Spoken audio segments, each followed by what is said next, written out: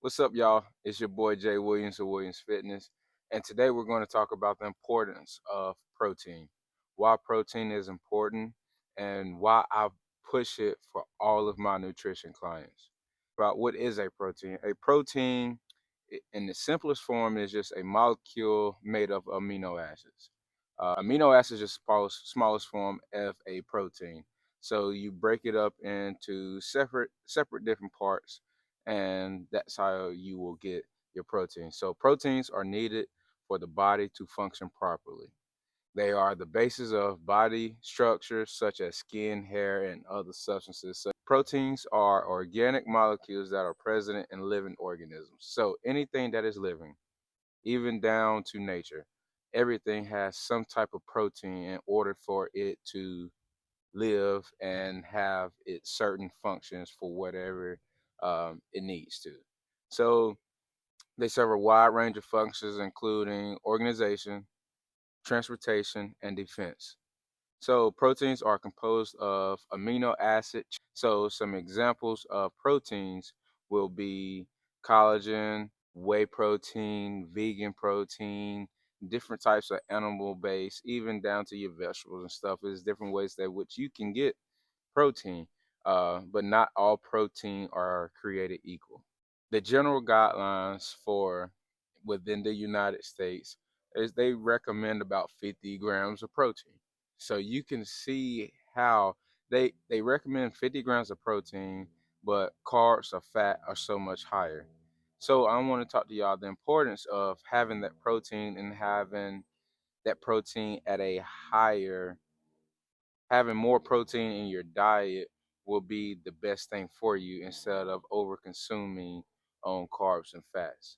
So as you know that with the guidelines being at least having 50 for the body to run properly and to just go through its day and just to function. With that guideline, you will not be able to thrive off that. You need more protein than that, especially for everybody has goals and to be able to lose fat, not necessarily lose weight, but lose fat and be able to keep or grow more muscle and get stronger. So, in order for that to be able to come true, you have to have the protein in the body. So, with that being said, I and a lot of people, a lot of scientists, and a lot of scientific articles are saying that the right amount should be about 1 gram per pound of body weight, anywhere from zero point 0.8 to 1 gram. But we just shoot for 1 gram, just because protein is so thermogenic, and our body will burn 20% of it, whatever we consume. So getting in more to making sure that you hit those requirements that your body needs for your specific goal. So, and I just want to give y'all where can you find different types of protein. You can find those in meat, poultry, fish, eggs, dairy type foods, and those tend to be your best sources of complete proteins. You can have there are certain types. There are proteins that you can get in certain type of foods. There's not a complete protein where you're getting your branched chain amino acids, but also your EAAs. Those are your essential amino acids. Those essential amino acids are something is essential. You need them for your body to continuously to keep thriving. So some good sources will be your meat, poultry, fish, eggs, and dairy. But some plant based foods that you can get protein as well will be fruits, vegetables, grains, nuts, and seeds. But most of the time, they will lack one or more essential amino acids that the body needs. It is required for the body. If you are a vegan, you have to make sure that you're getting all the essential amino acids that you will not get specifically from a vegetable or a fruit or a grain, a nut, a seed. So making sure that you have that variety and making sure that you are doing your research on the foods that you are consuming, making sure that you're getting all the proteins, those specific EAAs that you need for your body that you would normally get. You can get all the essential amino acids from meats. That's why I say for me, for what I believe in eating meat, but also eating vegetables and fruits as well.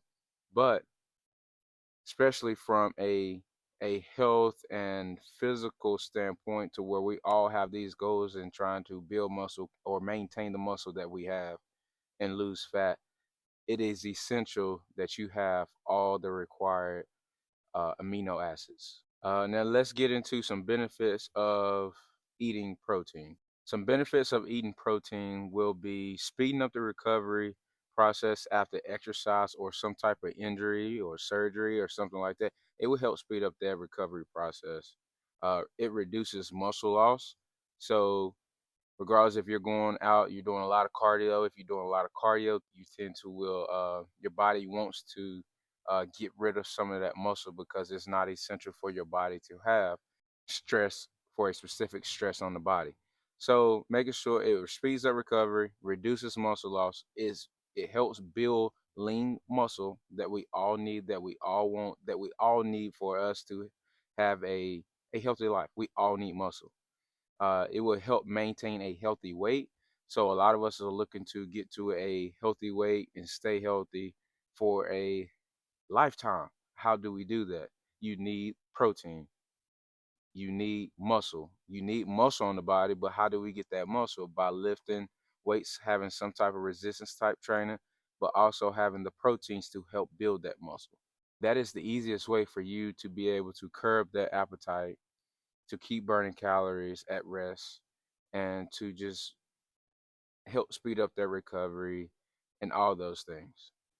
Proteins are so important that and so critical and crucial that it fuels your energy and carries the oxygen throughout your body and your blood for you to help fight off infections, fight off illnesses, and keep those healthy cells and keep creating new ones.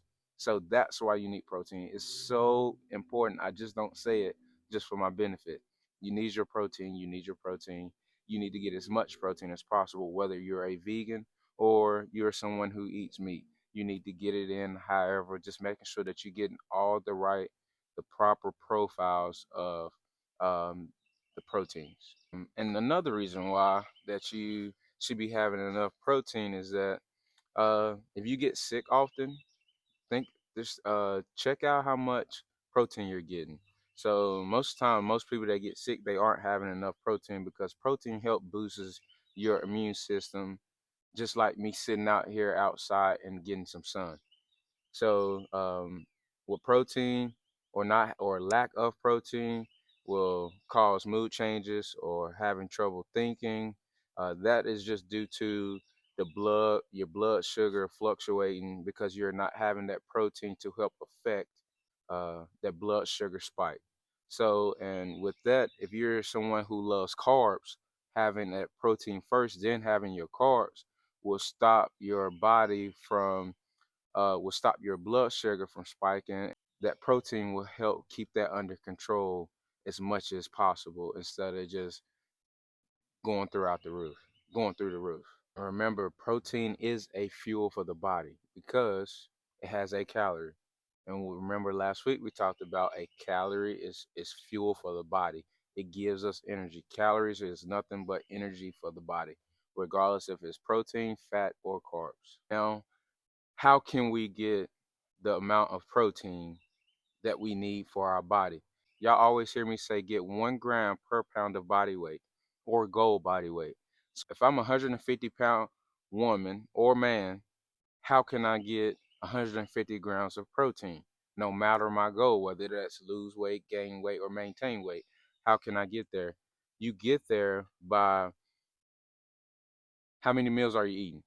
First off, you know your calories. After you find out how many calories you need to be eating for your desired goal, then you know you take those calories, those total calories, you set that to the side.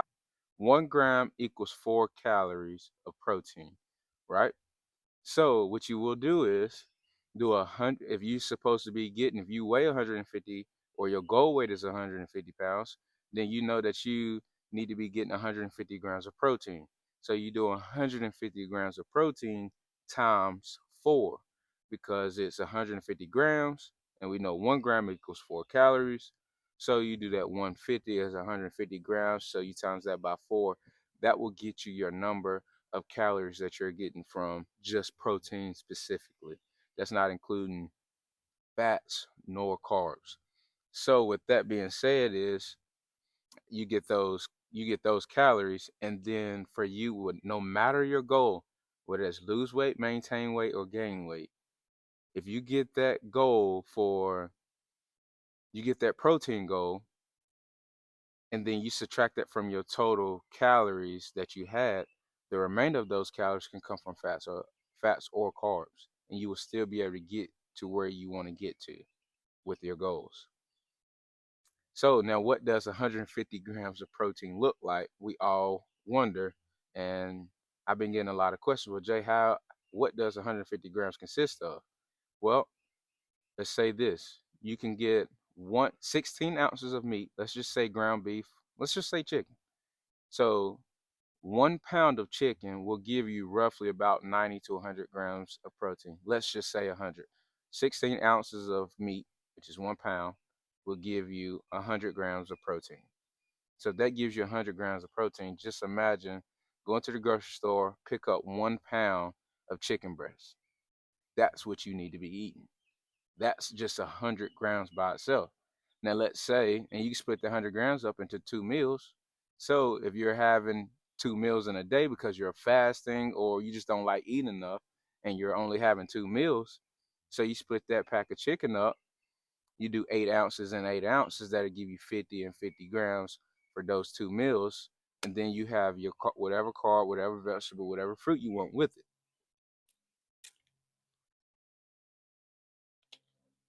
And so for that third option, how can we get the rest of our protein after we have figured out how much of the chicken that we need? So that's when we go for the supplements.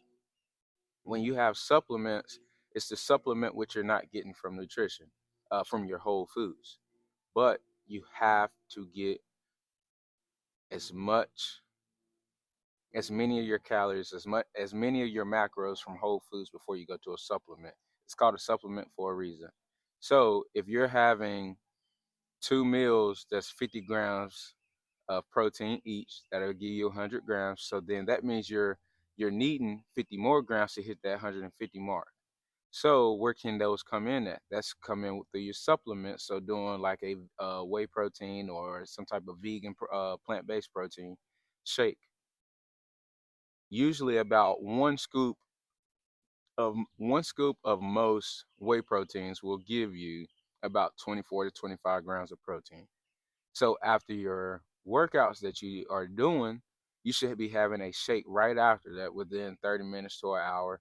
Doesn't really matter when, long as you get it. But you will have that shake right after that. So if you have a shake that is 1 to 2 scoops, that's perfect right there. That means you've hit your protein goal in literally 2 meals and a snack. And that snack is just your protein shake after the gym. Literally, it's just that easy for you to be able to hit those protein goals. But we make it harder than what it should be. So make sure that you're finding ways and finding foods that you like to be able to hit those protein goals, and then figuring out how much of those foods it takes to be able to get there. Same thing if it was ground beef or ground turkey or anything like that, it's roughly about 16 ounces a pound of meat will give you about 100 grams of protein. All right, now let's say, hey Jay, I like eating 3 meals a day. I like eating breakfast, lunch, and dinner. So how can I get to that? How can I reach my protein goals through 3 meals, breakfast, lunch, dinner? How can you do that? You do that by having, let's just say for your first meal, you're having eggs. You want some bacon, you can have that. So we doing eggs and bacon for breakfast. You will literally have 3 eggs, 3 whole eggs. You want the whole eggs because it has healthy fats, healthy and a lot of healthy nutrients in those whole eggs. So you're having 3 eggs, 3 to 4 eggs. That'll give you anywhere between 18 to about 24 grams of protein between 3 to 4 eggs.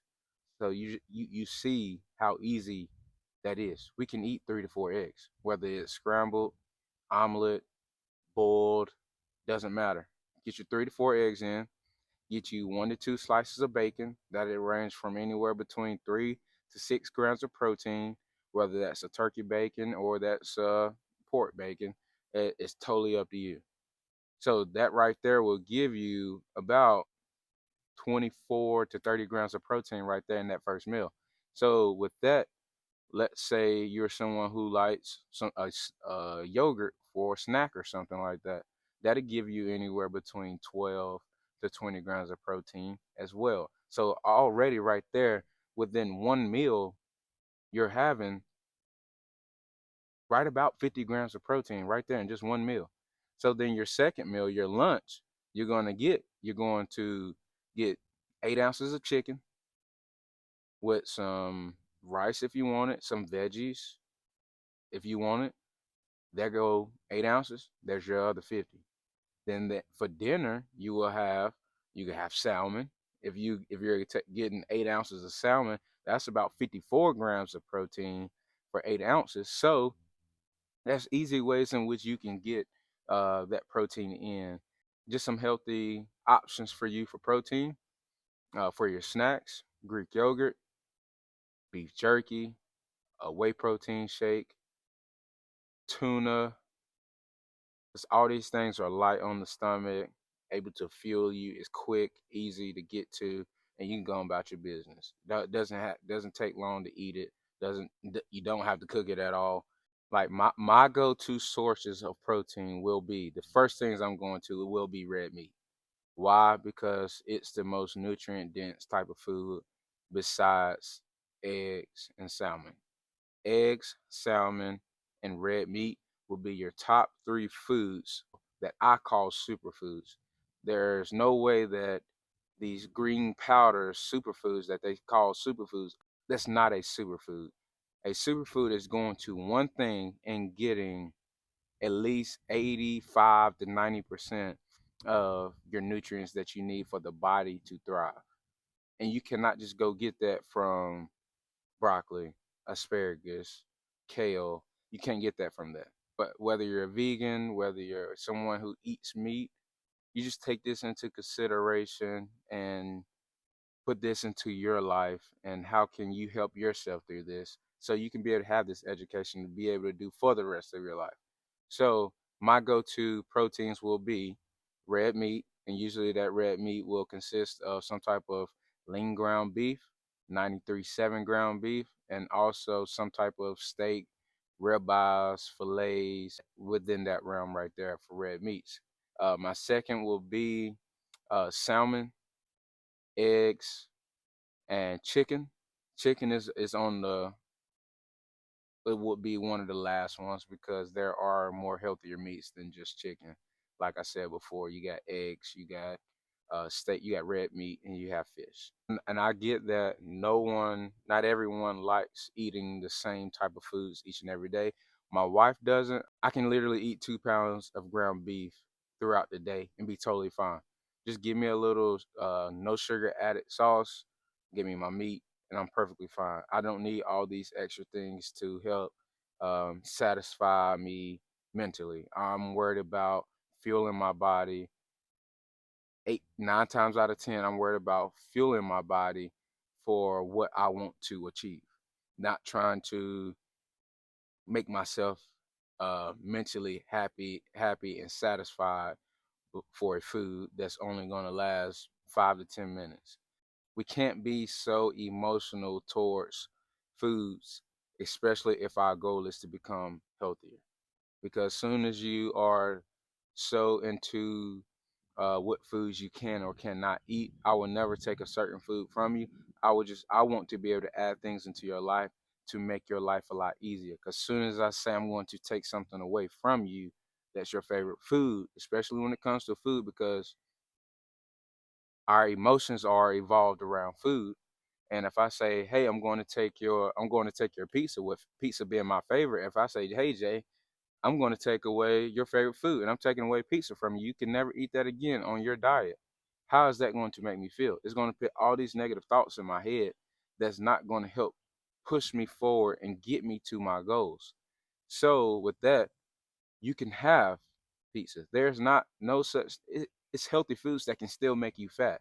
It's over consuming on those bad foods, on those foods. So you can eat salads and get fat if you over consume it.